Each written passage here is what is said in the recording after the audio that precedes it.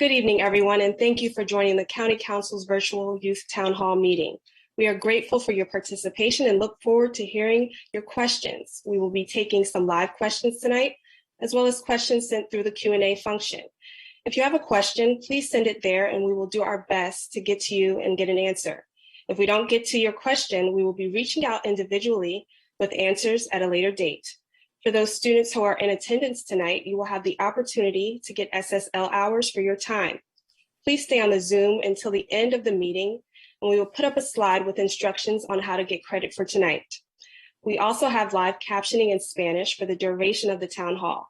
To enable live captioning in Zoom, select the CC icon at the bottom of your screen in Zoom for closed captioning services.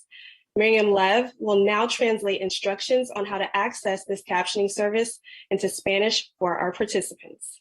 Miriam, Buenas noches a todos y gracias por estar con nosotros en esta reunión de la Asamblea Juvenil Virtual del Consejo del Condado. Estamos agradecidos por su participación y esperamos escuchar sus preguntas. Tomaremos algunas preguntas en vivo esta noche, así como preguntas enviadas a través de la función Q&A, pregunta y respuesta. Si tiene una pregunta, por favor envíelas ahí y haremos lo posible para llegar a ella. Si no llegamos a su pregunta, lo contactaremos individualmente para darle la respuesta en una fecha posterior. Para aquellos estudiantes que atienden esta noche la reunión, habrá la oportunidad de recibir las horas SSL por su tiempo.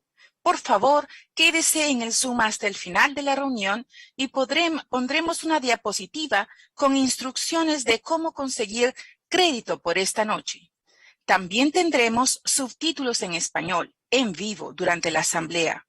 Para activar los subtítulos en vivo en el Zoom, seleccione el icono CC en la base de su pantalla del Zoom para tener los servicios de circuito cerrado de subtítulos. Thank you so much, Miriam. Now we'll turn it over to Council Vice President Gabe Albornoz for some opening remarks. Council President Tom Hucker will be joining us soon. We have Board of Education members that will introduce themselves. After that, we will move on to information from our partner organizations and then move into questions. Council Vice President Gabe Albornoz, to you.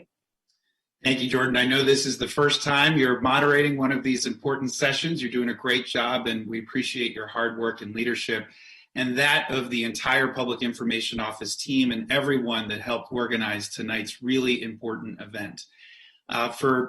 Once again, my name is Gabe Albornoz, and I have the honor and privilege of serving as the Vice President of the Montgomery County Council.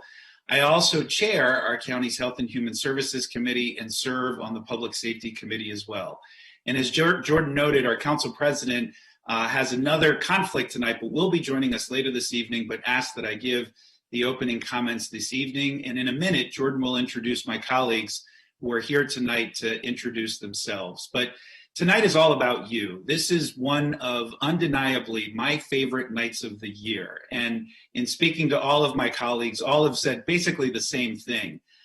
We do this once a year as an opportunity to hear from all of you regarding what your concerns are, what some of the opportunities are that are out there that we should be exploring, but also being our eyes and ears of what you all are all experiencing. And as we know, what you're experiencing is unimaginable and difficult for us as adults to process. What you've had to deal with over the last 2 years, missing important functions, missing your friends, missing milestones in your lives that I know have been extraordinarily emotional and difficult, having to wear masks, getting adjusted to that, getting adjusted to the logistics of school schedules, and all of the challenges your families are probably facing at home, at times, I'm sure, is overwhelming. But the truth is, for us adults, it's been a little bit overwhelming as well. But I can tell you, we are absolutely in this together, and you are our greatest treasure. We so admire and appreciate the leadership and the resilience you have shown these last 2 years. Whether it's leading efforts on important social justice issues like police reform or climate change, or whether it's taking the time to testify before us or sending correspondence regarding your concerns about the mental health of a friend or a peer, or even your own teacher at school.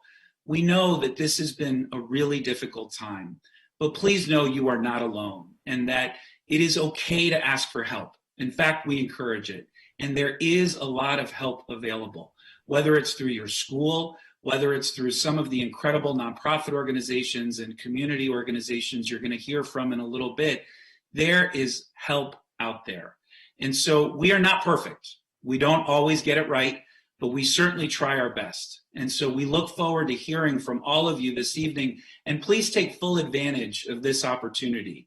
I remember when I was growing up, I wasn't as engaged as you all are now. And as a student at Walt Whitman High School, I didn't know who my council member was or the name of my county executive. So you were all already light years ahead of where I was when I was your age. Thank you all for your leadership and for your resilience. We are here to support you in every possible way that we can. And as the proud parent of 4 children myself, I can tell you that I have never been more hopeful for our country than I am right now, and it's because of all of you. So with that, Jordan, I turn it back to you. Thank you so much, Vice President Albornoz. Now we will go to Councilmember Will Jawando. Thank you, Jordan, and I want to also formally welcome you to our first event with you at the helm. And my good friend and fellow father of 4, Council Vice President Albornoz, couldn't have said it better. You all are why we do this work. We get up in the morning, go to bed late at night, thinking about the world that you will inherit and that you will shape and mold, and reminded and really conscious of our responsibility to be good caretakers. And so I often tell people, even though some of you probably can vote because you're 18, and if you're in Tacoma Park, you're 16 in their elections, you have a tremendous impact and should understand the power of your voice and your agency to shape the world around you. And that's what this night is about. It's also about for us to listen to you and to hear your concerns. And so it's an honor to be here. I'm an at-large member of the County Council. It means I represent all of our 1 million plus residents. And I'm a native from Montgomery County. I grew up in Silver Spring in the Long Branch area and went to MCPS, and I have children in MCPS and understand that I sat where you sat, a number of years ago. I also was not as engaged. So you're ahead of the curve, as Gabe said. So excited to hear from you tonight, and I really appreciate you all coming out. And to all my colleagues, it's good to see you as well. Thank you. Thank you so much, Council Member Joel Jawando. We now have Council President Hucker. We're going to kind of reroute this here. Council President Hucker has joined us, and I'm going to go ahead and toss it to him so he can make some remarks as well. Hey, thank you, Jordan. I'm so glad you could join us, and congratulations on your new job with us. Sorry to be late for my previous event, but I'm really grateful, as Council Vice President Albornoz and Councilmember Jawando have said, to hear from our young people, because you're the future. You're exactly where we should be centering our policy discussions and our shaping our policy for the future. You're the next generation of leaders. We've heard from so many of you at different times. This is our first formal opportunity this year to hear from you as we're making all kinds of important decisions on housing, on jobs, on climate. And that's exactly what tonight is all about. So I'm grateful that you're here and eager to hear your feedback on all kinds of different topics that are very critical to the future of our county. So thank you so much, and continue beyond tonight to stay in touch with us about all the details. Great. Thank you so much. Thank you, Council President Hucker. Now we're going to go to Council Member Katz.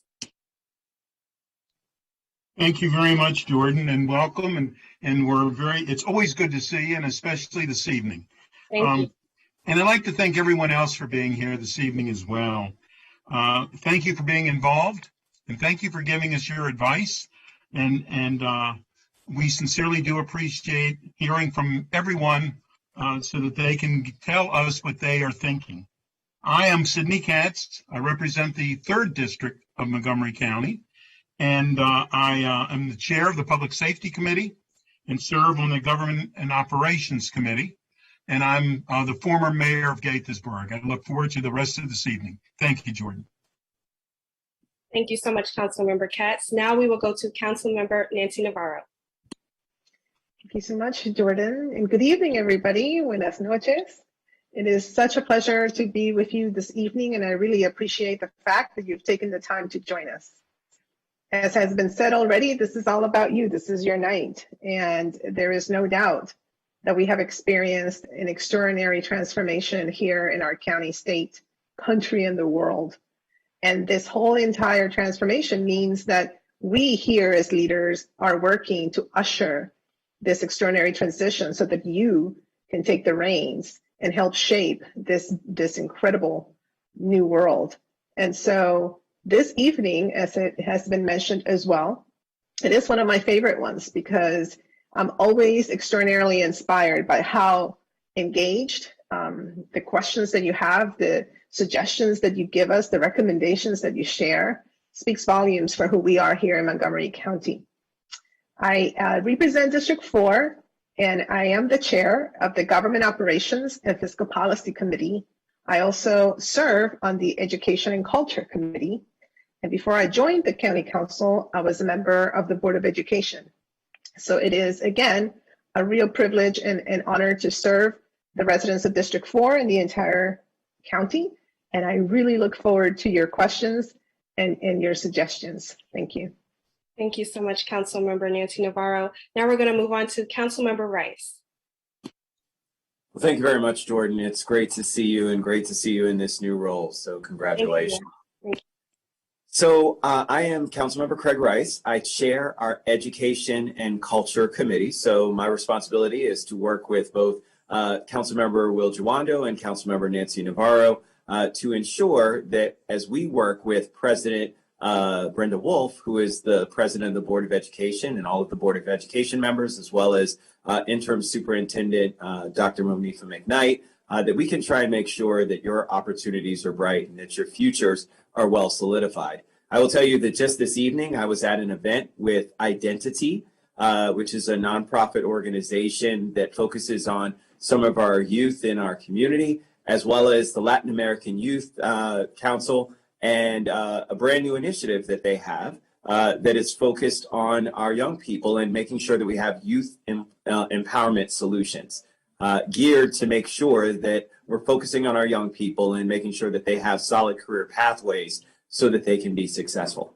We spend days and nights thinking about ways in which we can make sure that your lives are better and that you have better outcomes and better opportunities than we've had. I am the father of now still just one daughter left in Montgomery County Public Schools, a sophomore at Northwest High School. And I am a product of Montgomery County Public Schools myself, graduated from Montgomery Blair High School. I just want to highlight how important this meeting is and want to make sure that you understand that this isn't just talk. And this isn't just an opportunity just to hear you and then forget about the issues that are before us. When members of the community, the student community, came together and said, hey, we're concerned about food options in the county from a commercial standpoint and wanted to bring up the idea of food trucks, the council passed legislation to allow food trucks. When we had folks that came to the county council and talked about how they were concerned about affordability for mass transit in the county decided to institute its Kids Ride Free program, where you can now ride on for free. When it came to students concerned about climate change and what it is that we need to do with food composting, they came before the county council and testified that they wanted to see something like that happen. And working with the Board of Education, we made more opportunities for composting at many of our schools here in Montgomery County. And last but certainly not least, when it came to the concerns around police brutality and some of the issues that plague this nation and the issue of school resource officers, it was Councilmember Jawando and I, along with the council, who spearheaded the SWAG group, the Student Wellbeing Advisory Group. They gave great recommendations on how we can move forward with making sure that we're keeping our kids safe while not over-policing. We listened to you. And so this is an opportunity to, once again, showcase all of the issues that are important to you and how we can work with you to actually make them come to fruition. I look forward to the questions this evening. Thank you, Councilmember Craig Rice. Now we move on to Councilmember Hans Remer. Hi, everybody. I'm excited to be here. I apologize I'm not in a better setting. I couldn't quite make it home or to my office. So I'm in a parking lot, and I'm going to do this Zoom from from the car. I'm Hans Raymer. I'm one of your 4 at-large county council members, and I'm thrilled to be with you tonight. I'm a huge believer in the power of young voters and youth activism. And before I was elected to the county council, I served as the youth director for the Obama presidential campaign, and when young people elected Barack Obama and changed the world. And I have continued my passion for youth activism in my work at the county council. It's been really an honor to work with young organizers over the past couple of years on building a better model for safety in our schools that relies on different professionals, but not on criminalization and not on police. If there's one thing I really want for my 2 students, my kids, it's that they have an opportunity to live in this county in the future. And that means a great job, and it means housing that they can afford. And those concerns are concerns that really animate me and motivate me on a daily basis. How can I make this county more affordable with more opportunities for young people? So I'm excited to learn from you tonight and to engage with you. And I thank you for being here. Thank you. Thank you so much, Councilmember Hans Raymer. I'm going to go ahead and toss it over to Board of Education President Brenda Wolf. Well, good evening. I'm so happy to be here with you this evening. I want to thank you for the invite from the County Council. I'd be remiss if I didn't say what great partners the Education Committee has been, and in fact, the entire council. You know, it's been a rough 19 months. We all know that, but we're coming over to the other side, and I am so glad to be here tonight with our students to hear their questions. This is what we live for on the board, to interact with the students, to go to the schools. They are our future. They are the fire that makes sure that we are doing what we should be doing and staying focused on what we should be focused on, and that is the student. So I'm not going to take up any more time. I'm going to get to the questions, and I'm excited to be here, and I'm glad to be here with our student member. Thank you so much, Ms. Wolf. And with that being said, we're going to go ahead and toss it to student member of the board, Hannah O'Looney. Thank you, Jordan. Hi, everyone. My name is Hannah O'Looney, and I am the current 44th student member of the Board of Education here in Montgomery County in the public school system.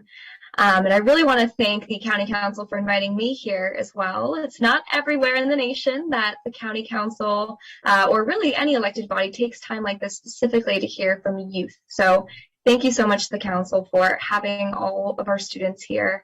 I'm always impressed by our students. I'm always impressed by my peers, but particularly at events like these, I see over 300 people logged in here today. I think that says so much about the youth in Montgomery County. It says so much about who we are and also where we are right now. And just the sheer number and the scope of issues that young people are facing right now. I can see that you're energized, and I'm really excited to hear your questions tonight. So thank you for having me, and I'm excited to listen.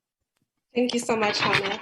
Now we're going to go to our community partners. So we have Montgomery Recreation and Rhonda Williams, Recreation Manager for Youth Development. Ms. Williams? Yes, thank you, Jordan. Good evening, everybody. I am Rhonda Williams with Montgomery County Recreation, and I serve as the manager of the youth development team. I'm hoping you're already familiar with Montgomery County Recreation, whether it be through one of our after-school programs, such as Rec Extra or Rec Zone, or through the community recreation center near you.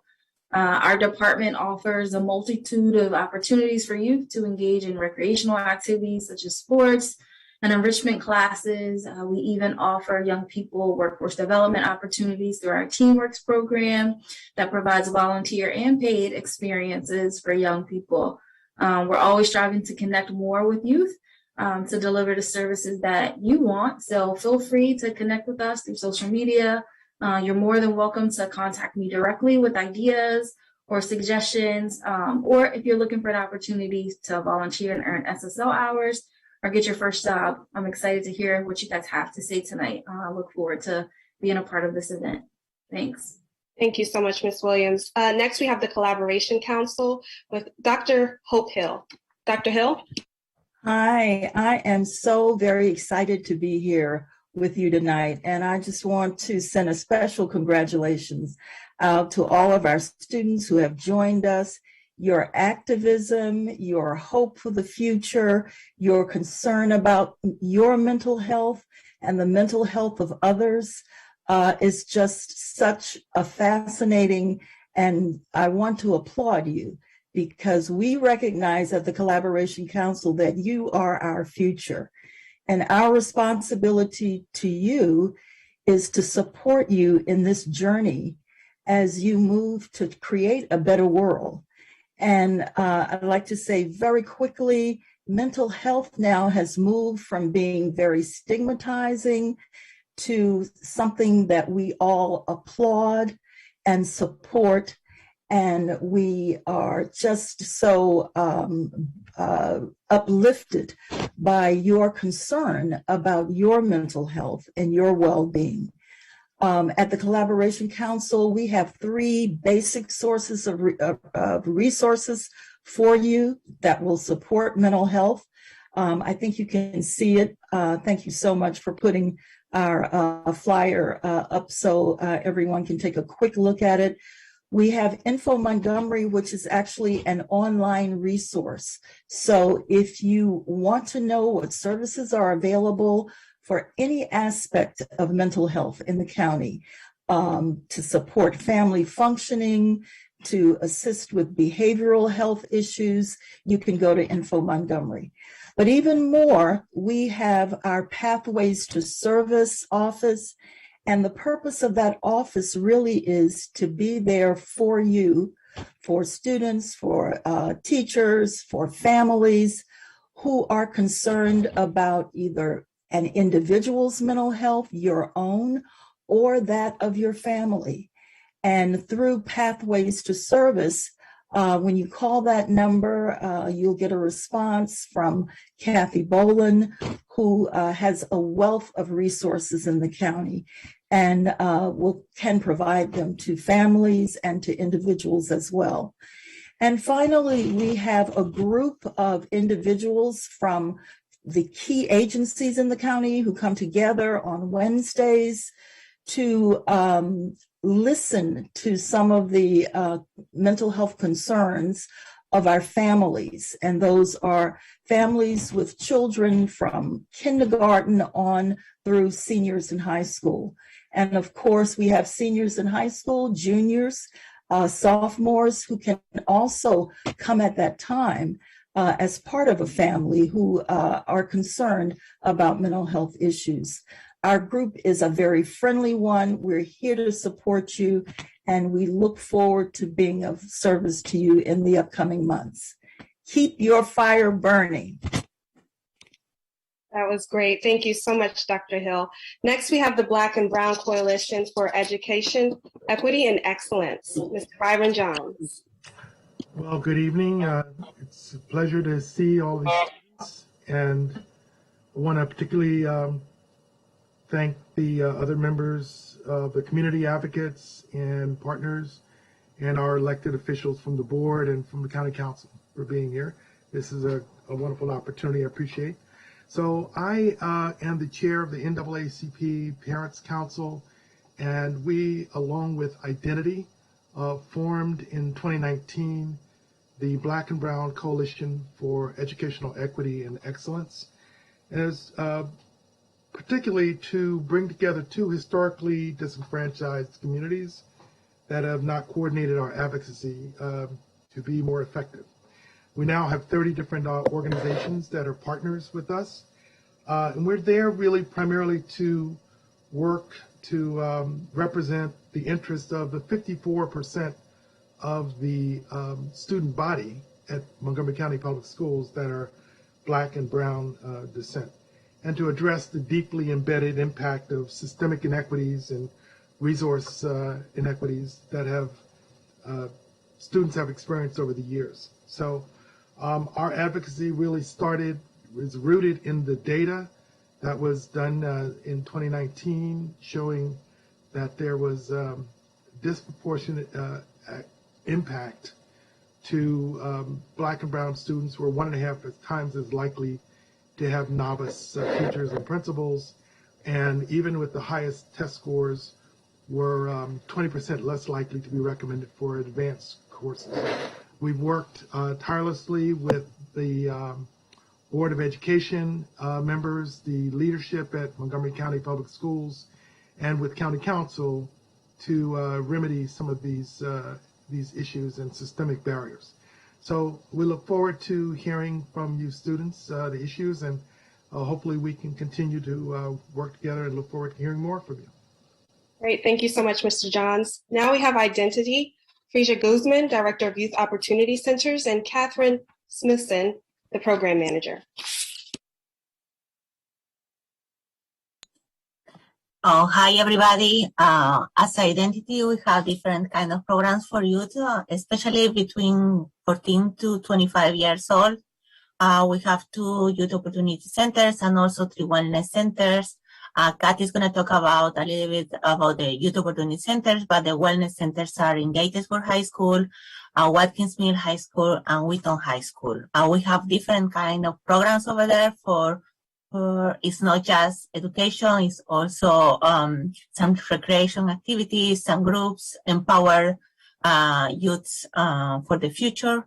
But also, we have a very consistent workforce program. And as Council Member Craig Rice mentioned, we were just before this meeting in another one. And we have now WIOA funds, and that it's going to be a great opportunity for many of you that they don't know exactly what they're going to do when you finish high school, but we can guide you in the process. You don't need to think by yourself. We can guide you. We have some trainings. We have some work experience. And then if you are ready, we're going to do like a career pathway. What do you want to do? Or if you want, sometimes maybe you need to work and study at the same time. We're going to guide in this process. But also, if you have family that they lost, for example, the job, or they lost part of the hours they're working, or you have some needs in terms of foods or in clothing or everything, you can contact us. And we have different kind of programs, or we can guide you or your family or your friends to some programs that they are ready, the county has it. Yeah, and now I'm gonna let Kathy continue. Hi, good evening, everyone. I'm Catherine Smithson, and I'm the program manager at the Upcounty Youth Opportunity Center in Gaitersburg. And in addition to the Workforce Development Program, our Upcounty Youth Opportunity Center, we offer case management service to all of our clients. Basically, what that means is as soon as you enroll into our programming, you're assigned a case manager who's going to be with you from the start of your program till you finish. And they're going to help guide you and make sure that you're connected to the services that you need, both in the center and out. So if you need help with getting more food for the house, or you need clothes for winters, your case manager is going to help you get those things that you need. We also offer behavioral health services, both in English and in Spanish. So we do have a bilingual mental health counselor and a substance abuse counselor who can meet with you individually. For our out-of-school youth and young adults, we offer GED classes and individual tutoring, so really dependent on your style of learning, both in English and in Spanish. And we also have ESOL classes. So these classes are really for our beginner level students, some students that just recently arrived or just want more practice. So we do offer these classes. And another service that we have is tattoo removal. This service is specific more for gang-involved youth that could potentially be in danger and have visible tattoos, face, neck, hands. And so that's a service that we can offer to our clients as well in the community. And so if any of these are of interest, like Fresia said, we have a lot of services that we can offer to you. Feel free to visit our website. We're at identity-youth.org. And there is a red button that says request help, necesito ayuda, and just send us your information and we can contact you. Thank you. Great, thank you both so much. Now we're going to move on to DHHS Street Outreach Network, Mr. Luis Cardona, Administrator for Positive Youth Development, including oversight of high school wellness centers and youth opportunity centers. Mr. Cardona? Good evening, everyone. I apologize. I'm out in the field. We're short staffed, so I get to go out in the field tonight. So as the administrator for the Positive Youth Development Program, I have primary responsibility for the funding, but also a lot of the supports for many of the programs that you've heard that specifically Fessy Guzman and Kathy just spoke about, in particular our high school-based wellness centers, where we currently have 4 of them: Northwood High School, Wheaton High School, Gaitersburg, and Watkins Mill. And our goal is that January 1st of 2022, we will have a wellness center at Seneca Valley High School, followed by in FY23, which is next school year, to open the 6th wellness center at Kennedy High School. In addition to the wellness centers, I also have the primary responsibility of the Street Outreach Network, which is a cadre of professional intervention specialists that focus on working with high-risk and gang-involved young people and trying to redirect them in a good direction so they can transition into better things in life. And within that program includes the Safe Space program, which is a little more community-based and targeted in communities like Castle Boulevard over in East County, the site of Mill, Montgomery Village area, Germantown area like Seneca Ridge and Germantown Park, as well as the Wheaton Penn Branch communities, all areas that need these kind of services, especially for young people that we're trying to help redirect in a good way to positive life affirming activities. And so, our focus is really to try to provide services for those young people that are trying to transition in their life, but even for those young people that are kind of struggling, whether it's in gang involvement, criminal justice involvement, or even just dealing with trauma, providing those safe spaces for many of those young people to begin some form of healing process. We're not clinicians, we're not therapists, but what we try to do and what we're very intentional about is provide those kind of safe spaces that young people need to heal from many of the experiences they had. And one of the newer things that we're focusing on now is our therapeutic recreation programs that are focused on helping young people to find different ways to heal from a lot of the trauma they experienced throughout this pandemic. And so we've been funding some wonderful programs like Club 480, Impact Silver Spring, as well as Play Ball Sports, where we're trying to address a lot of the equity issues for some of our more marginalized communities by providing children and young people with access to a lot of recreational and sports outlets, but even helping to address a lot of the trauma by connecting young people to opportunities to do things like gardening, which is very therapeutic for young people. So I'm gonna just end right there. In the chat, I put my contact information, and I'd be more than happy to answer any other questions. Thank you. Thank you so much, Mr. Cardona. Just a friendly reminder, everybody, we have a hard stop at 8:30, so we're going to get through the rest of these intros and get to the questions very soon. So next we have Choose Respect Montgomery. Ms. Debbie Feinstein, the chair. Thank you so much. My name is Debbie Feinstein, and I am the chair of the Choose Respect Montgomery Healthy Teen Dating Initiative. And I want to give a quick shout out to Hannah, who had served on our student advisory committee last year and was integral in the programming that we put forward for our high school and middle school students, often through the health classes at MCPS, but there's lots of opportunities to get involved. I'm not sure if there's a slide that can be popped up. Thank you so much. I would encourage you to take a picture of this slide if you're interested in any of the programs. I also put some of the links into the chat. But very briefly, the Choose Respect Montgomery is a part of Montgomery County's Domestic Violence Coordinating Council, and our goal is to raise awareness around healthy teen relationships and to prevent teen dating violence.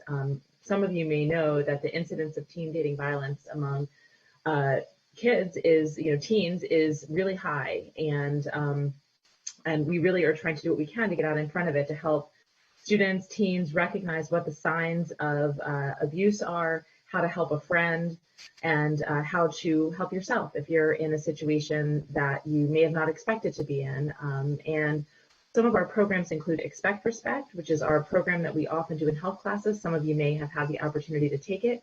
If your school doesn't offer it, please email us, and we would very much like to come to your school to offer this 50-minute session on the topics that I just described.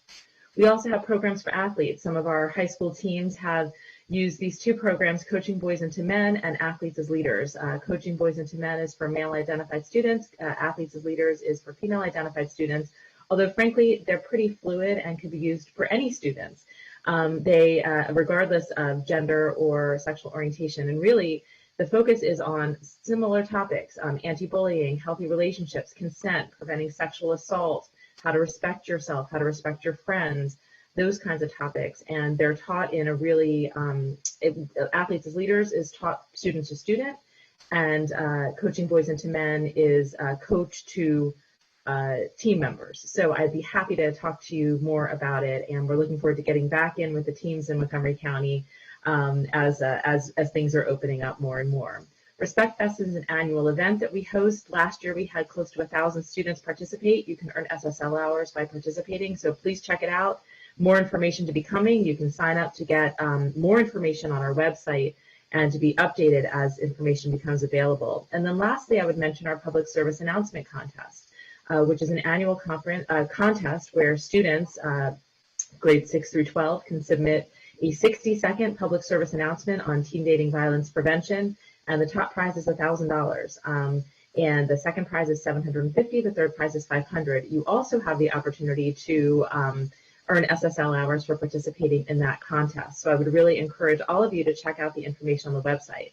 I'd be remiss if I didn't also mention a couple of programs that the State's Attorney's Office offers, which include a program for teens on cyber safety, which talks about cyberbullying, privacy protection, and things like that. And we also have a program called Speak Up, Save a Life, which talks about the Good Samaritan law, of how to prevent overdoses, treatment services, and basics about opioid and opioid abuse prevention. So again, encourage you to go to the State's Attorney website, and please email me if you have any additional questions or follow-up. I look forward to engaging with you, and I am a Paint Branch alum, grew up in Montgomery County, so I'm really happy to talk with you all today. Great, thank you so much, Ms. Feinstein. We'll be getting to questions very quickly, but last but not least for intros, we have Every Mind with Ms. Leah Schwartz, Director of Counseling Services.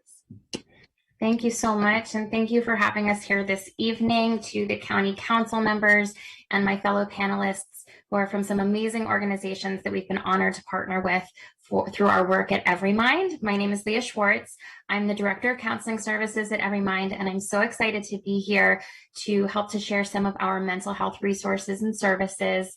As many have mentioned, mental health and wellness has always been important, but we are now able to speak about it more than ever, and that is so significant. And so I'm so excited to be here. I am a Montgomery County and MCPS born and raised individual, went to Wooten, and I used to come to meetings just like this. So I'm so thrilled to be back.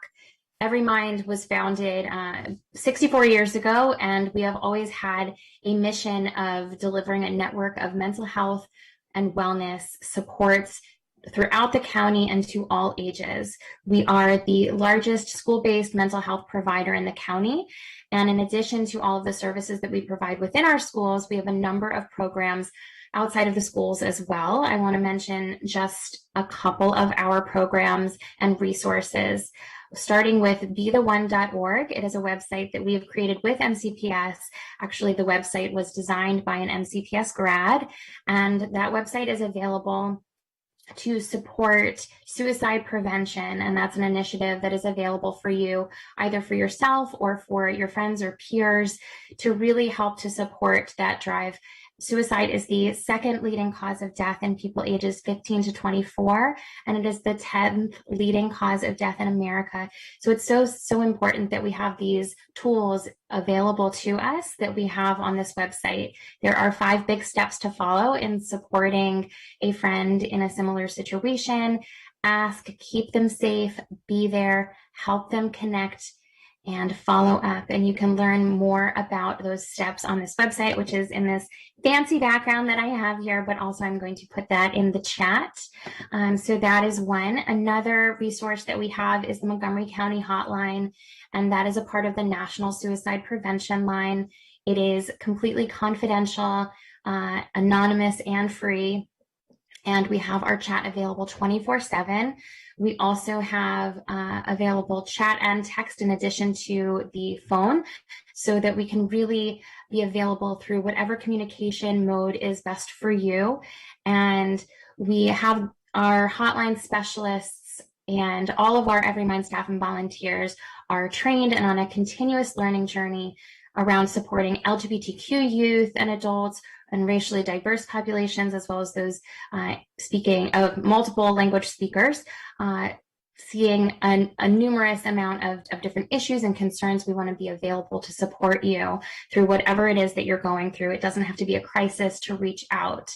We are also providing resources at times on Twitch and TikTok, because we really want to be available where you are to provide the support that you need. We have people available using the hotline multiple times, as many times as you need it. We had 66% of our text and chat users last year were between the ages of 10 and 24, and it is there as a wonderful resource, and I will put that in the chat as well. And then lastly, if you're looking for something a little bit more consistent in terms of having somebody to talk to, we have individual, group, and family counseling available, and you can reach out. I am going to put my email in the chat as well, and I can connect you with any of our therapists. We have therapeutic rec specialists, as well as other programs and supports. So really, we are here to support you, and I hope you'll reach out either for yourself or for someone you care about. Thank you so much. Thank you, Ms. Schwartz. And we will now be moving on to the Q&A portion of this presentation. I do want to let everybody know that we have a hard stop at 8:45 now, just to give people time to answer these questions. The first question comes from Hannah Oluni, Richard Montgomery High School. She's the student member of the board. She has a question for Council President Hucker. Thank you, Jordan. So my question is a question I know we get over at the school board a lot, but I wanted to ask it to the county council to get an answer that spans beyond just education. So for students who are not yet eligible to vote, which is the majority of us, including myself, what are ways that we can advocate for ourselves, advocate for changes? And if you could just speak to some historical examples. I know Councilmember Rice touched on a few, but just of successful student efforts at organizing and advocacy.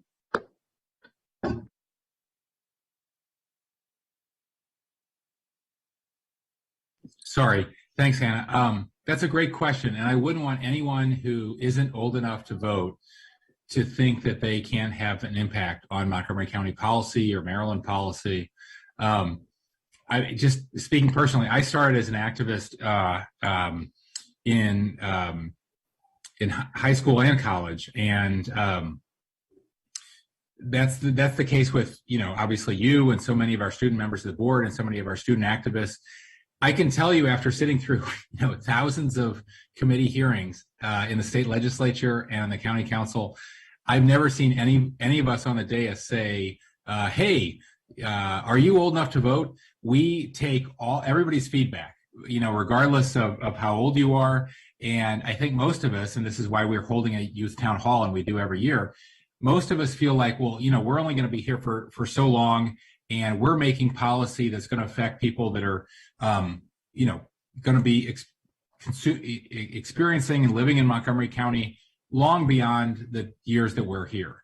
A saying, you know, that our messengers to the future, and we really, I think, take that seriously. We want to create a county that's not just equitable and successful for ourselves, but for our kids. And so I think, you know, students should continue to testify, continue to come to town halls like this, continue to intern with us in our offices, continue to work with our nonprofits, and there's so many opportunities available with them, because we don't know what we don't hear from the public. You know, we're in our council building quite a bit. We're out in the community as much as we can be, but all of us on the council, I think, in an elected office, shape policies, make our policies based on what we hear. And what we hear from young people is especially powerful. and influential. And we don't care if you're 16 or 17 and can't vote, or 18 you can vote. We want to hear from you, which is why we hold events like we are tonight. And we would encourage you to intern with us and stay involved with us as we make policy moving forward. Thank you, Hannah. Our next question is from Elena Parisi. She's Richard Montgomery High School student, and she has a question for Council Vice President Albornoz. Hi, my question is, if the medical community improves booster shots, will MCPS offer them to students so that they can receive them easily? Alana, thank you so much for that question. And first, let me say congratulations to all of our youth who are literally leading the country in the percentage of students who are vaccinated. And it's thanks to your leadership and that of your parents and that of our public health officials and our school officials that we've achieved that critically important milestone. And the other great news is that any week now, any day now, actually, we're expecting to hear the good news that vaccinations will be available for children between the ages of 5 and 11. And we had a great session a couple days ago hearing about the county's plan to make sure we get those vaccinations out to all of those incredible young people. With regards to boosters, right now the federal government is not allowing anyone except for people over the age of 65 or with their underlying health condition in certain categories to actually be able to receive the booster. But if and when it is made available beyond just the people eligible for it right now, we will certainly advocate for and make sure that the booster is available to all of you. And we will do that through our Department of Health and Human Services, and we'll do that through the partnership that we have with our hospitals and clinics and our pharmacies and our supermarkets, every place that is providing the booster shot right now. And just very quickly, my parents received their booster shot last weekend. No issues, very easy, totally seamless. And I think, that there was a study done that came out today in Montgomery County. If the booster is made available to all vaccinated residents, over 90% have reported that they would like to receive it. So once again, this is another example of Montgomery County leading the country, thanks to all of you. And that is going to allow us to be in a much better position to get back to as whatever normal is as quickly as possible. But thank you so much for that question, Elena. Thank you so much. Our next question is from Shiree Aurora. She goes to Richard Montgomery High School. This question, again, will be open to any council member or organization member to answer. Ms. Aurora, go ahead. Thank you so much. So my school, Richard Montgomery High School, has a gender-neutral bathroom only on the first floor of our school when there are 4 floors, including the basement where we have classes. And there are no gender-neutral locker rooms. So are there going to be any new enforcements regarding that? Such measures are needed not only for gender nonconforming and trans student comfort, but for their convenience and safety. I imagine some schools in Montgomery County do not have such luxuries even on one of their floors. Thank you. Thank you. And again, this is open floor for anybody to answer. Well, I'll take the first crack, and I'd love to tag team this with our board president, Ms. Wolf. But first of all, thank you for that question. And I think we have to make sure that every single student in Montgomery County Public Schools and in our entire system feels comfortable and confident, supported, and loved. And that is just a baseline. That is what we absolutely have to be able to do to provide the support for all of our students. When I was the director of the recreation department, we moved towards gender-neutral restrooms and bathrooms and locker rooms because we wanted to make sure that everyone felt comfortable coming to one of our facilities. And so while we're not directly responsible for policies on the ground, such as the one you've described, there's no doubt that our Board of Education and our entire MCPS administration has been very supportive of all of our students. So I'll turn it over to Board President Wolf to see if she wants to add anything or has anything more specific. What I would say is that safety and security is obviously our number one challenge. And as we build new schools, we are locating these type of facilities in all of our new schools. And as we renovate, we're also considering the placement. If you have concerns about safety, I would suggest that you contact the principal first and raise the issue, and then it will be brought to the board or to MCPS for further discussion. Of course, as I said, safety is our number one concern, but I have to say that we were kind of caught off guard, I think, by the Richard Montgomery question, because when I checked, we weren't aware that they even had a facility. So thank you for bringing this to our attention, and we will definitely be in touch with them regarding the safety issues over there. Thank you. The next question comes from Kevin Buffo from Ridgeview. He has a question for Councilmember Jawando. Hello, thank you, Jordan. My question is, what is one way we can improve the mental health of high schoolers that we can achieve today? Thank you, Kevin. There you are. Good to see you. Thanks for the question. That is probably one of the biggest, most important things that we think about a lot. As you've heard from all of my colleagues and from the resources we have on here, we ended with Every Mind, and they talked about some of their great services, and they're in the chat, including the text line, which this council, and I was very proud to work on, expanded the hours so that goes to midnight. And having just bit the bullet and bought my 11-year-old, who's 11 today, actually, it's her birthday, an iPhone, that text line is important. And I think want to make sure you guys have access. So I think that's one way, is having access to mental health resources at your fingertips when you need it, when you're thinking about it, and making sure that we have enough trained professionals who are not spread thin. We have serious issues with caseloads and workloads for our mental health professionals in the schools. The Be Well's 365 program has been a great program to embed that to everyone, from when you hop on the bus to the custodial worker, to your principal, to your teacher, to your paraeducator, your pupil personnel worker. Everyone in the building has a role in creating a good, healthy, loving, supportive environment. But we have work to do to get more trained professionals to those caseloads for counselors, and we need to get a school psychologist in every high school building, and not have them spread so thin. So we're hiring more social workers, the school system is, and we're going to make more investments based on the SWAG report into these areas. So I think that's something that this whole council is committed to doing. I know they are.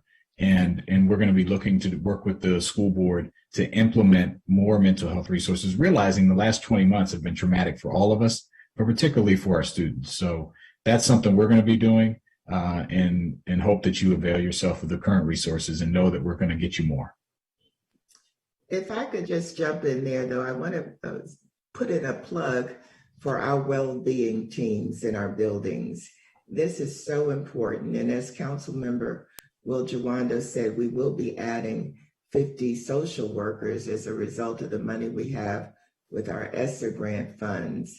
And even when the grant runs out, it is our intent to keep them. But as you mentioned, it's very hard to find certain professions, and psychologists and social workers, they can do better other places. So they have to really be committed to enter into to come into the schools. But we're doing our best to increase the numbers.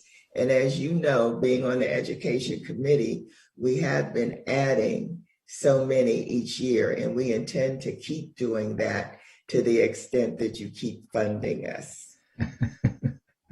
Great, that's great. Thank you so much. The next question comes from Gretchen Gilmore from Wooten High School. Has a question for Councilmember Katz. Hi.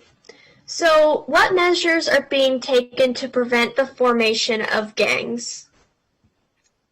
Well, thank you, Gretchen, for that question. And obviously, it's a very important question. Gang prevention in Montgomery County is focused on both preventing the formation of gangs, as well as preventing the growth and proliferation of gangs. As is the case with much of what we do in Montgomery County, there's a need for a coordinated response. First and foremost, we work with their nonprofit organizations, and we're going to mention a few of those in a moment. And of course, we have a superb Montgomery County Police Department who are well trained regarding interactions with gangs and gang members.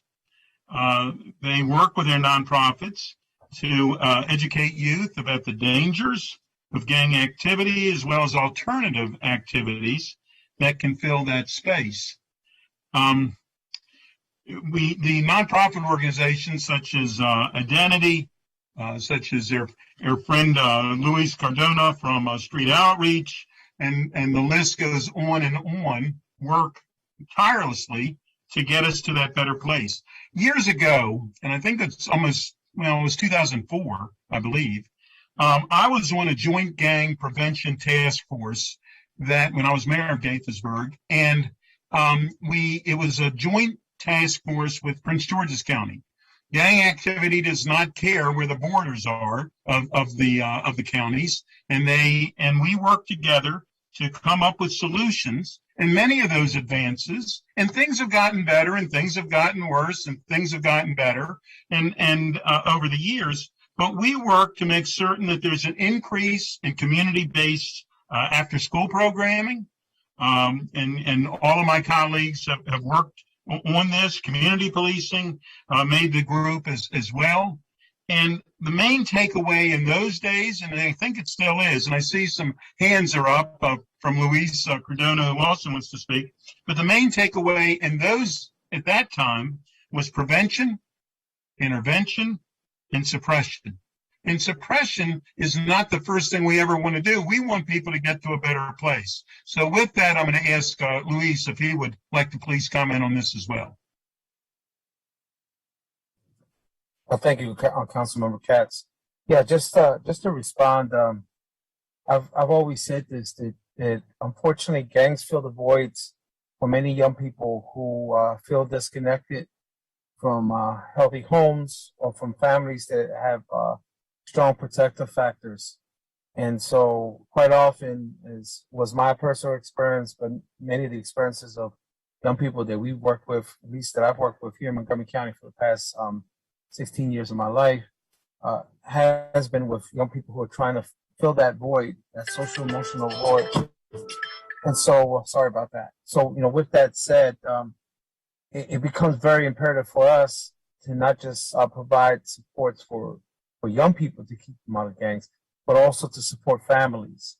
And within the context of the Positive Youth Development Initiative, which is the much broader county initiative that is led by our county executive and supported by the county council, there's been a huge focus on what we can do to provide family strengthening and supports the families, which is going to be very critical. That's one of the biggest gaps that we have here in the county, and one that I'm very grateful, in particular, to Councilmember Alvarez and Councilmember Navarro, because when this pandemic started last year, they supported a piece, a focus on family intervention, and a new program that we are piloting with the YMCA, as well as some of the programs that Councilmember Reamer and Councilmember Javando supported around the therapeutic recreation piece that we've been doing to provide those outlets for young people to engage in positive life or family activities, whether it's through sports, through gardening, or other venues that fills that void for many young people. Great, thank you so much. And I saw Dr. Hope Hill also had her hand raised. Dr. Hill, did you have anything to add as well? It wasn't specifically in reference to the topic of gangs. It was really to a previous speaker. And I just wanted to emphasize that everything we're talking about requires us, if we're going to make mental health a priority, to make sure that we focus on the relationship first.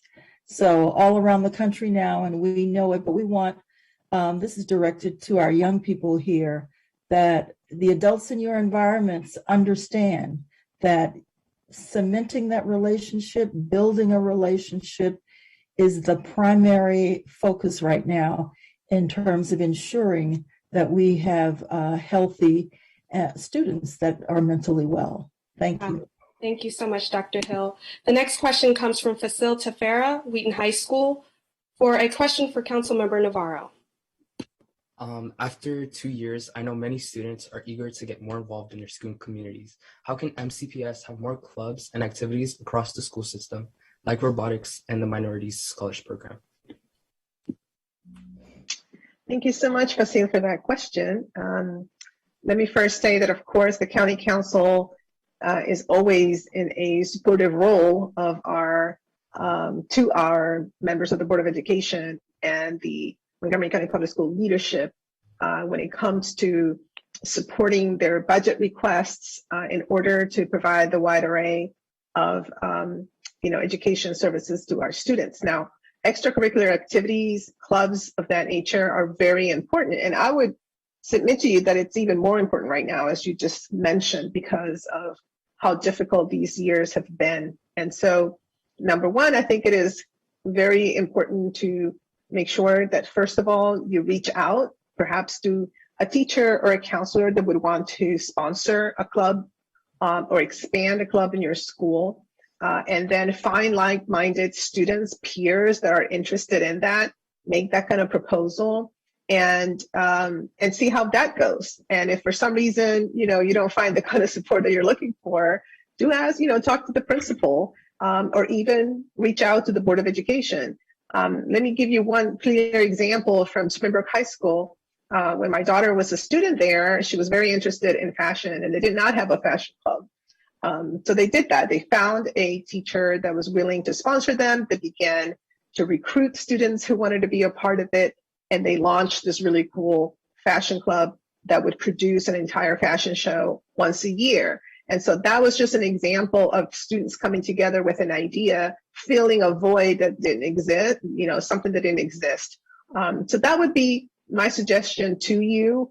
I mean, it is clear that when we are talking about mental health needs, even gang prevention, all of that is connected. We tend to talk about these things in silos, but they're all connected. So the more extracurricular activities that we can support so that students can be engaged and then can explore interests, that goes a long way to addressing a lot of the issues of isolation, a lot of the issues of mental health challenges, or even being involved, getting involved in negative activities.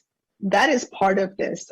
So that would be my recommendation. It would be to start with identifying a teacher that you think would help, sponsor the club, and then take the helm there and begin to organize it.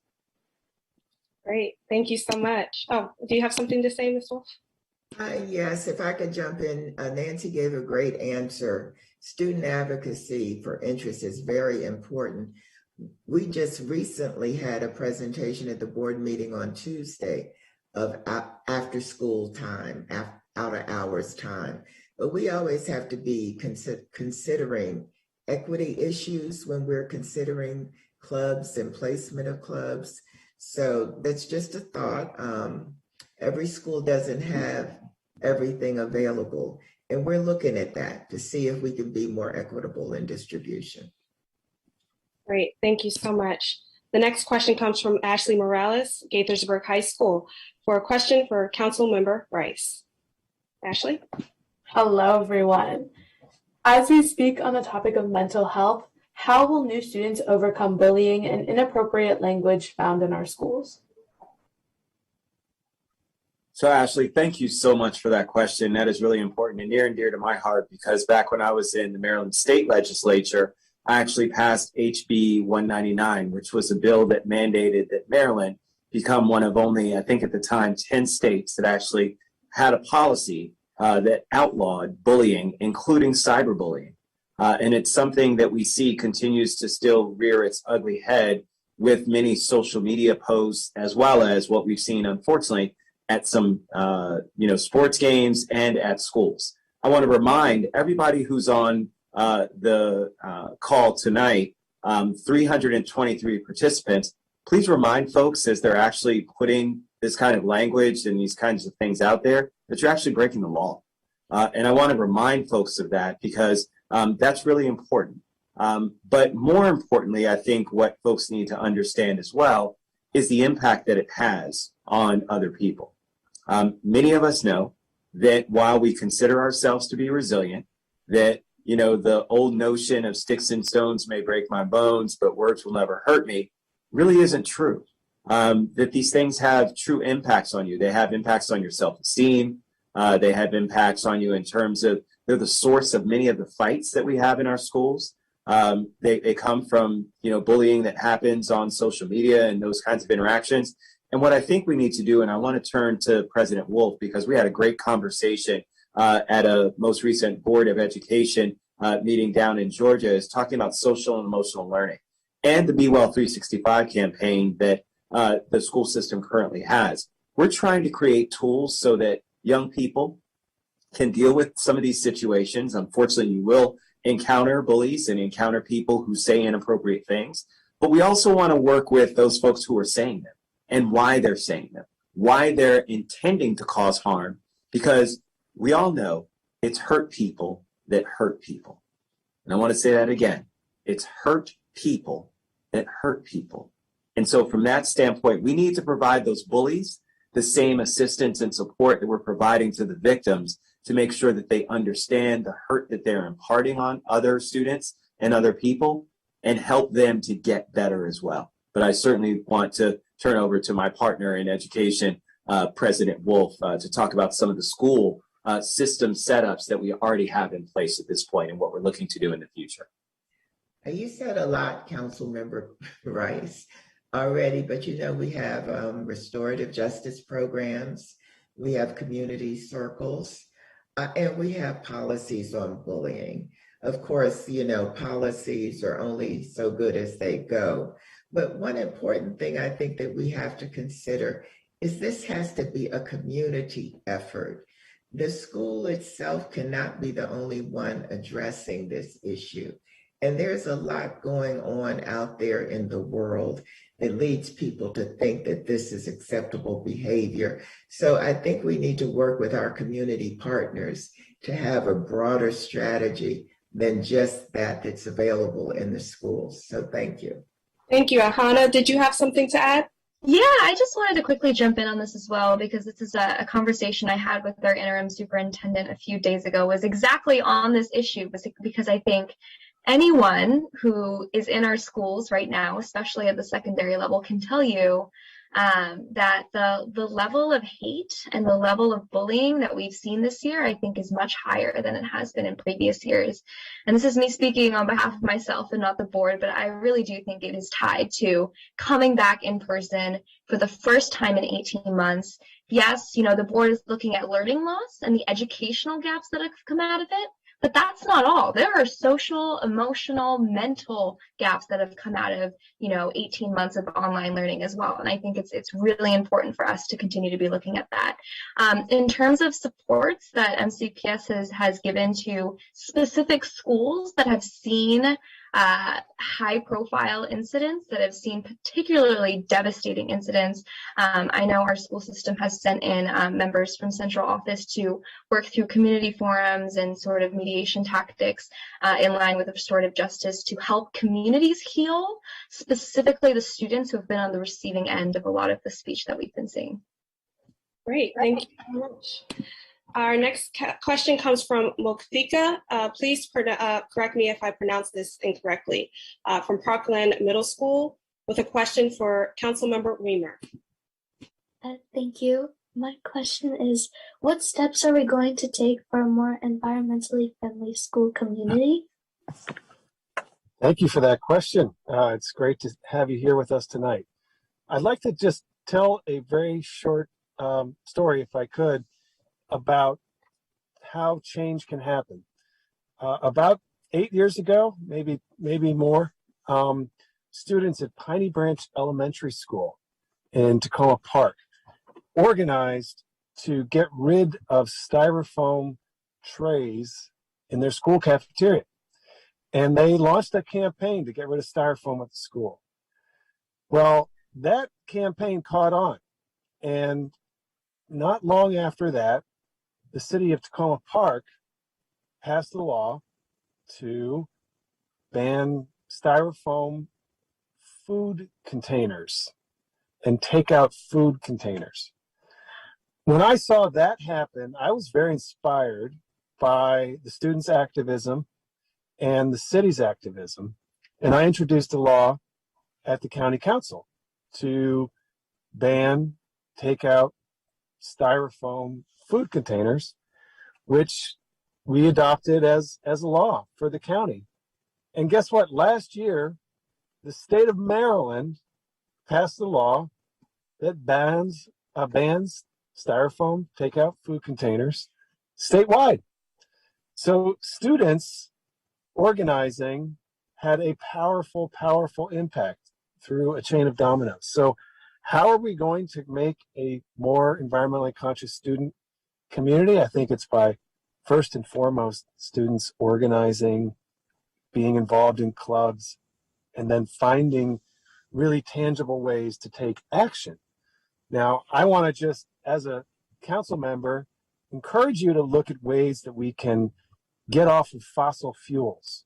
That's really the next big thing. Not much else matters besides shutting down coal and gas power plants and shifting away from gas-powered vehicles.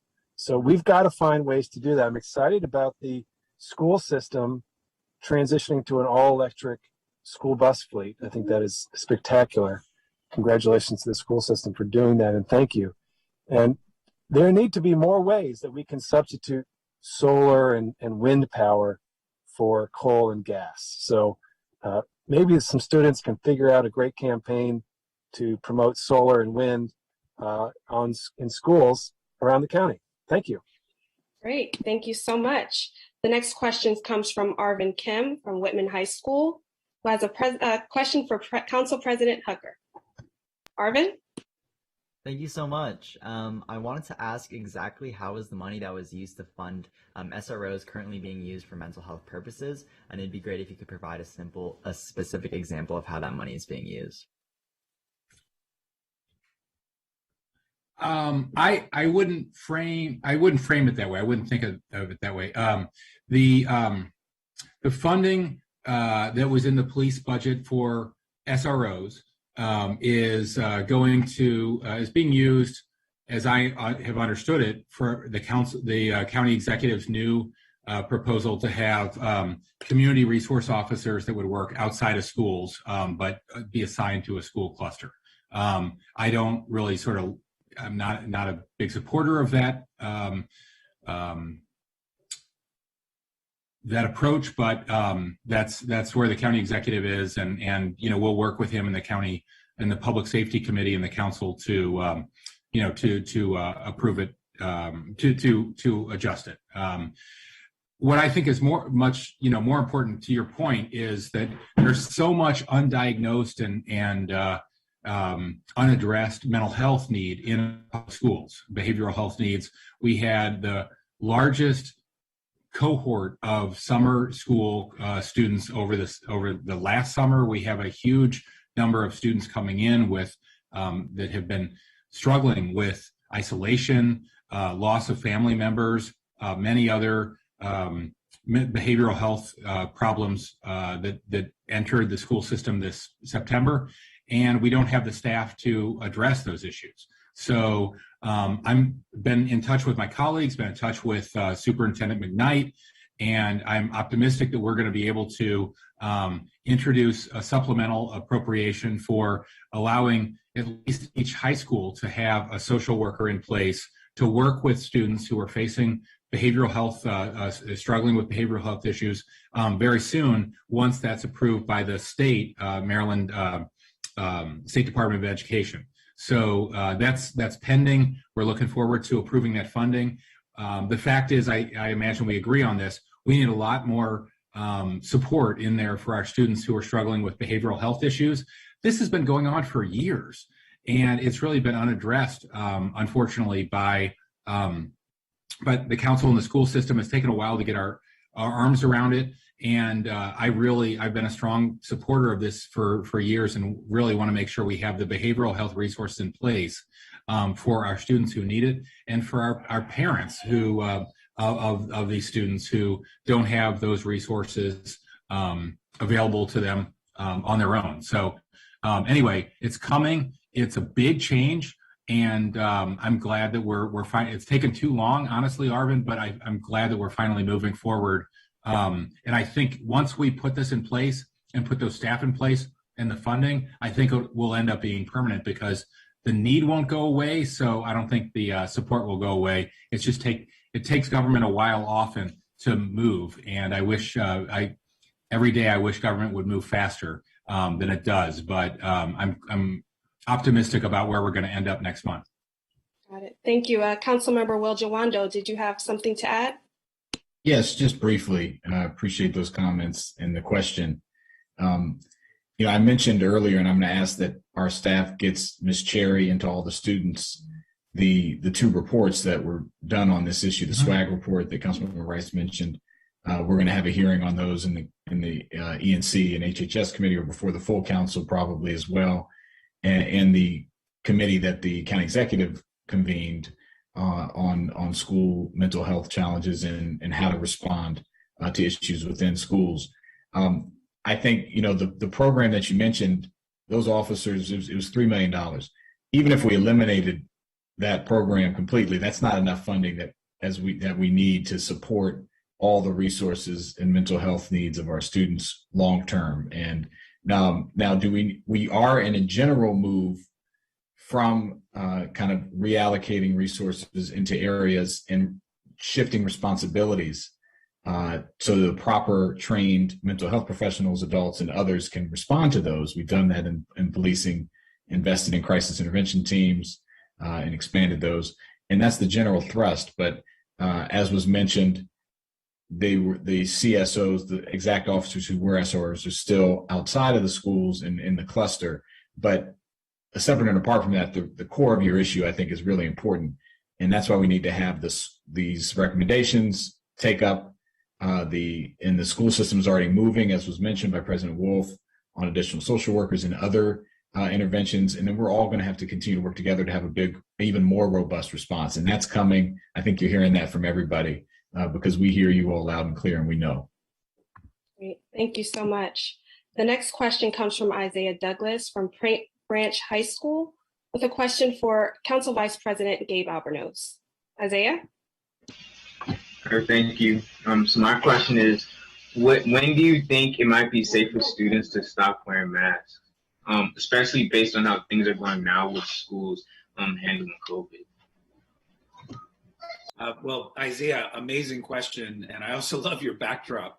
You get major bonus points for that. That is very cool. I've never seen that before. First of all, we know masks work. I mean, there's no question about that. And we know that particularly because so many of our children between 5 and 11 who have still not had the opportunity to be vaccinated, we have to remain vigilant with the use of masks. So we're not entirely sure when masks are no longer going to be required in schools, but let me give you a little bit of the background on how that decision will be made. The first is that decision is actually made at the state level by our State Board of Health working with our State Board of Education. The mandate for masks across schools has been mandated across all schools. And I actually think that was a very good idea because different jurisdictions, for a variety of reasons, have different positions on mask use, but we know they work. The second factor that's going to go into making this decision is the rate of vaccinations. I am proud of the Board of Education and our schools for requiring vaccinations of staff and personnel within schools. And because we have such extraordinarily high vaccination rates among our youth that are eligible to receive it, we're in a really good position, Isaiah, than a lot of other jurisdictions. Once kids between the ages of 5 and 11 are able to be fully vaccinated, and we have to remember they have to get 2 shots, and then it's 2 weeks after the second shot before they have what is deemed full immunity. That won't happen until shortly after the holidays or after December, because the first shots will be initiated the first week of November at the earliest. So the third factor that we're going to look at, or the state will look at in partnership with local jurisdictions, is something called community spread. So that means we track how many people in the county at any given time over the course of 7 consecutive days actually have the virus. And because the numbers are as low as they are, starting this Thursday morning, county residents will no longer be required to have masks in private businesses or in other settings.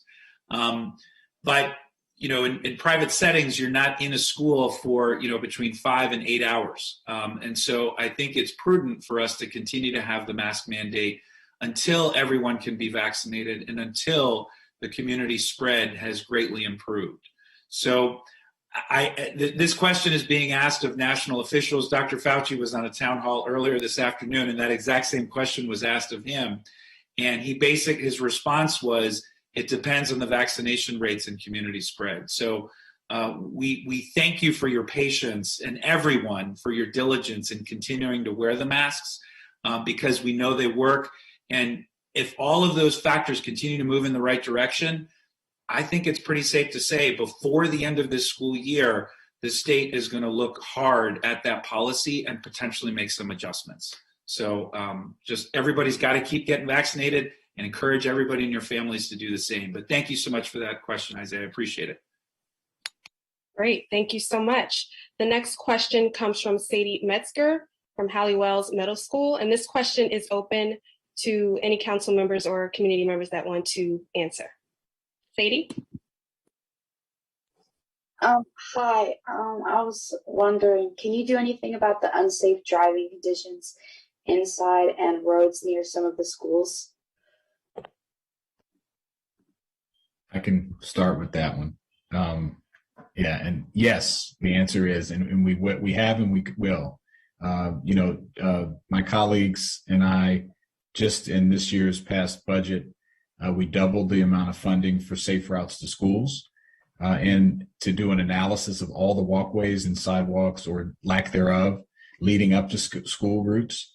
There are some unacceptable conditions in this county, as far as because of the way we've grown and developed and over time, but where you have a lot of students in dangerous situations and the traffic conditions are dangerous. So those assessments have been sped up, and every 2 years we take up a capital budget where we look at what we can build and spend, and as far as buildings and roadways and sidewalks are a part of that.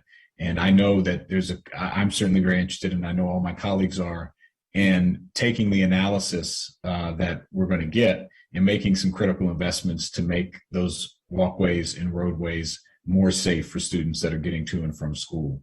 So that's one way, and there's other things I'm sure other people want to chime in. Thanks, Sadie. That's a great. Sorry. Great. I chair our transportation committee. Councilmember Rice chairs our education committee. So we both have, I'm sure, opinions on this. We have a county with 1 million people and hundreds of schools, largely that were designed by traffic engineers that didn't really, many years ago that didn't know about things like climate change. And people's preferences over time has changed from driving their kids to school every day to there's certainly many parents and kids that would prefer to walk or ride their bike or other things to get to school. But our neighborhoods aren't set up that way. So as Councilmember Joando mentioned, we're actually doing a countywide assessment now that was funded by the county council in the last budget to figure out where the greatest risk factors are, because we get feedback about, one school or another all the time. We're actually doing a countywide assessment now to give us some direction from traffic engineers about where the greatest risks are, from school principals and students, so we can really apply our limited dollars to allowing kids to walk and ride their bikes to school as safely as possible in as many places as possible. And we're going to continue to act on those recommendations probably over the next 20 years. But I'm proud that this council put those recommendations in place, and we're going to have that data very, very soon to act on in all the schools across the county. Chairman Rice. Just very quickly, Sadie, so you're in my district, Halliwells and Clarksburg. And so let me just say that when it comes to this, you have the power. When Seneca Valley was about to open, parents and students said, hey, we need to lower the speed limit on Great Seneca Highway. And guess what? The speed limit got lowered. Parents and students said, hey, we needed to have better walkways that are there and bikeways. And we have walkways and bikeways that lead to Seneca Valley. We can do these kinds of things with your input. And so just reach out to our office. Let us know what you're seeing. Again, this is the power of advocacy. This is what we talked about at the beginning. This is what matters. Folks have to just reach out and say, this is what I'm seeing. This is what I'm concerned about. And it's our responsibility to then act. We work very closely with Maryland State Highway Association. My staff just had a meeting with them and our Montgomery County Department of Transportation about a number of projects that we're concerned about, including safe routes to school throughout my district. So please reach out. We'll make sure we follow up with MCDOT, our Department of Transportation, and MDSHA, our State Highway Association, to try and address those issues you're concerned about. Great. Thank you so much. Just a friendly reminder, everybody. Thank you. Thank you, everybody. So just a friendly reminder, we will be extending to 8:45 just so we can get some more questions in. With that being said, the next question is for Councilmember Katz. How does Montgomery County handle sexual assault? Well, Jordan, thank you for that very important question. As with most things in Montgomery County, it's a coordinated, it's handled in a coordinated manner. Victims of sexual assault, well, first, we need you to come forward. We need you to report it. And you're reported, once you report it, you're provided with many options for assistance. There's the Family Justice Center, which is the county's one-stop shop for victims of sexual assault and domestic violence. You heard Debbie Feinstein from the Montgomery County State's Attorney's Office discuss the Domestic Violence Coordinating Council, and she's the chair of that this year. But the Montgomery County works with other agencies as well. As an example, the House of Ruth, the DVS Legal Services, and DVS stands for Domestic Violence Survivors and for Families in Need. They work with Safe Start. We provide wraparound services to those in need. The county also provides services through the Health and Human Services, specifically the Victims Assistance and Sexual Assault Services, also known as VASAP. And perpetrators of sexual assault are prosecuted to the fullest extent of the law by the Office of the State's Attorney's Office, Special Victims Division, which Debbie is involved with.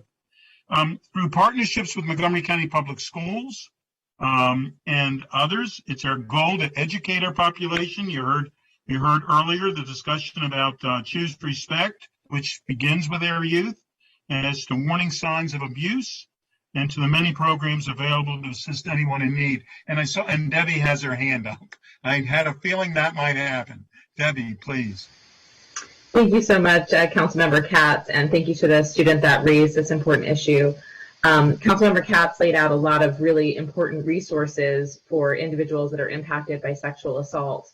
The programs that I mentioned earlier also talk about, education around sexual assault prevention, consent, as well as how to help a friend, what services are available. So I'd encourage you to take advantage of those. But more important than that, what I wanted to mention was if you are a victim of sexual assault, or if you have a friend that you believe is a victim of sexual assault, you can also call anonymously to either the police or to the Victim Assistance and Sexual Assault Program or to the Family Justice Center, just to get guidance and advice. If you're a victim and you want to know what's happening, or if you're a friend and you want to know how to support your friend, you can call and ask those questions. You don't have to reveal who you are. You don't have to make a report if you don't want to. You don't have to go the criminal justice route if you don't want to. You can get services in this county without going forward in a criminal case. And I know for many victims of sexual assault, it's incredibly challenging and hard and emotional to even think about the idea of going into a criminal case, but that doesn't mean that there aren't services available to help you. And I would encourage you to take advantage of those, even if you don't want to go the criminal justice route. There's so many things available in our county. And again, thank you to Councilmember Katz for mentioning them. And I dropped in the chat the information for VASAP, the Victim Assistance and Sexual Assault Program, which is really the primary provider for sexual assault supportive services, and they can do referrals from there as well. So thank you again for raising this important question. Great, thank you both. The next question is for Councilmember Nancy Navarro, and it asks, can you describe your vision for the county in 2050? Thank you for that question. It's an awesome question. I think that our county, I would say in 2050, I would hope that this would be a county where we have expanded opportunities and that everybody has access to those opportunities, that we would have worked really hard to promote economic development so that we could then invest in our human capital, that we would make sure that we were applying the best practices around the production of housing, especially locating housing in areas where we have activity centers and housing at every particular price point so that people can have access to that, that we can make sure that our transportation system is one that is well coordinated and that everybody can have access to transportation and transit without having to make alternative choices because they can't access that. That our workforce development is a type of workforce development that aligns the needs of our residents with the industries, all the different types of industries that we have attracted to the county so that everybody has an opportunity. That we make sure more than anything that our education system is one where, you know, your success is not dependent on where you live, on your zip code. And more than anything, that everything that we do, everything that we are right now doing to prepare, it is done through the lens of racial equity and social justice, because as we know, the census just demonstrated, you know, the results demonstrated that Maryland is the most diverse state on the East Coast. Montgomery County is kind of like the epicenter of all that diversity. And so we need to make sure that we are working in a methodical and structural way to close all of those disparities, because it is about equity with a framing of prosperity. It's not about just thinking all the time of, you know, what can we do to provide relief and assistance? It's about what are we doing to promote access and prosperity and, you know, abundance to everybody. That to me is the vision for Montgomery County, and we can do it. I mean, look at what Montgomery County was able to achieve during this unprecedented pandemic. We were able to achieve a leadership on the national level in terms of vaccination, you know, rates. The fact that our Latino community and our Black community, that we've been able to literally close that gap when it came to vaccination rates. This is incredible in terms of how other jurisdictions are still struggling with this. So we can, we demonstrate time and time again that we can lead. But in order to get us to 2050 and be able to realize that potential for everyone in this very diverse county, and once again, I always want to remind everybody, we're not talking about diversity that just began to occur. This is who we are. Montgomery County is what, 73% students of color. Montgomery College is 78% students of color. The Redistricting Commission just forwarded a map where there are 7 council districts, 6 are majority of color. This is who we are in Montgomery County. And so it's very exciting because we've been able to demonstrate that our diversity really is our strength and that we can promote prosperity and we can promote best practices and innovation to really position this county as an awesome destination in 2050. So we're working on that already. We are doing it. We're investing in early care and education. We have an economic development, a strategic plan that really touches upon all these issues. We passed landmark racial equity and social justice. We're working on issues on climate change. We're working on this already.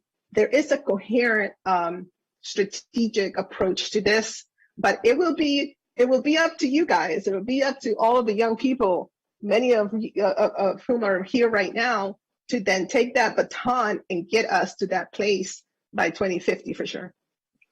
Thank you so much, Councilmember Nancy Navarro. Our next question is for Councilmember Rice. It's this question from students asking, can you host smaller sessions with students to discuss some of our visions for the future for Montgomery County? So the simple answer is yes, and I know we're pressed on time, so I'm just going to say yes, and I want you to reach out. All of us have meetings with constituents all the time, and even if you can't come into the office because, we have some of the COVID concerns that are there. We set up Zoom meetings with everyone. So I meet with folks all the time, students, adults, community members, nonprofit leaders, business owners, whatever the case may be. And we all do that. So yes, get with a group of students who are looking to do something, like I talked about the students who are focusing on composting, and reach out to us and let us know, and we'll make sure that we have those. But I did want to give a plug for our education budget forums that we'll be doing starting at the beginning of the year. We stopped doing them via COVID, but we'll be doing those again. We invite students and parents to come out and talk about what they care about when it comes to education and making sure that we're funding the priorities that are important to them. So stay tuned for that coming soon. Great. Thank you so much, Councilmember Rice. The next question is for Councilmember Reamer, and it reads, are there any updates on Montgomery County's plan for climate change? Hi, thank you. Sorry, I just pulled into my driveway. I've been listening and enjoying the session. Well, we are working through the Climate Action Plan, and we have a lot more to do. You know, we're taking up legislation tomorrow at the Transportation and Environment Committee around reducing the amount of energy that buildings use, which is intended to help them draw less power from the grid, where the grid is powered by coal and natural gas. You know, that is a major piece of our agenda, but you know, I think a lot of us are kind of frustrated, frankly, with the pace of change, and we'd like to see the county moving a lot faster on climate. And you know, again, as I mentioned earlier, you know, my firm belief is that, you know, Joe Biden has said 50% of the electricity grid has to be powered by solar. And our challenge as a county is, how are we going to support that? You know, how are we going to help deliver 50% of the electricity grid powered by solar? And I think we got a lot of work to do on that. And, you know, there's lots of different ways to crack that. But broadly speaking, that's the essential item. And I would just urge you to help think about how we could solve that problem. Thank you. Great. Thank you so much. And we're nearing the end and conclusion of this youth town hall with about 5 minutes left. My colleagues will be putting up slides now with contact information for the different partner organizations that have joined us this evening in English and in Spanish. Please feel free to take a picture of the information on the screen when it appears. Council President Tom Hucker, I'm going to toss it back to you for closing remarks. Hey, thanks, Jordan. Just following up, I think Councilmember Reamer is totally right. I know climate is a huge issue for our young people that are here tonight, and I'm amazed that we have, you know, over 300 still on tonight at the end, and that's, I think, even more than we began with, which is fantastic. And it just shows the dedication of all our young people in Montgomery County and their commitment to help us make better policy in Montgomery County. Councilmember Reamer referred to buildings. We also just passed the International Green Construction Code to make sure all our new buildings that will be in place for the next 50 and 100 years are actually being built in a very energy efficient way, in a climate friendly way going forward, long beyond, you know, our years in the county. And the school board, under the leadership of President Wolf, has just signed a contract to buy hundreds of electric buses, which is fantastic. And the council has continued to push for more electric ride-on buses for all our commuters. So we're doing a lot in a lot of different areas, but we are dependent on the feedback of our young people to continue to push us to do the right thing and to put your ideas into practice. Councilmember Navarro is really right about the fact that we've been able to achieve a huge amount, a tremendous amount, despite a devastating pandemic and a historic recession over the last year and a half. And I know my colleagues pretty well. I think we all believe we're really good policymakers, but we only make successful policy because we have such a successful and a well-informed public, especially including our young people. So please stay involved, stay engaged. I want to thank all of you for joining us tonight, all 313 of you.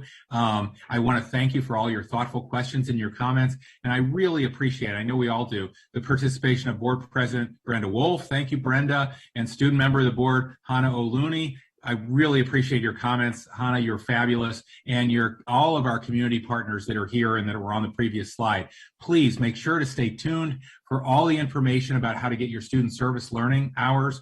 We are unusual among all the 3,000 counties in the country in that we provide lots of services. So please take advantage of all the services that we put on the previous slide. And please feel free to reach out to the service providers or to us if you don't get an answer back from them or our Board of Education members. We're all here for you. We all want to build a better county together. So continue to take care of yourself, continue to stay safe, and good night. Great. Thank you so much, Council President Hucker. Now we will help put up slides with information on how you students can get your SSL hours in English and in Spanish. Students, you will have until 5 p.m. tomorrow to complete the SSL Reflection Google form. If you have any questions, please reach out to Ms. Shella Sherry, Ms. Donna Clefman, or Ms. Michelle Dean. Remember, you will have until 5 p.m. tomorrow to complete your form or SSL reflection about tonight's Youth Town Hall. Thank you all for joining us and have a great night. Thank you. Good night, everybody. Thank you. Good night. Stay safe, everybody. Good night, everybody. Thank you.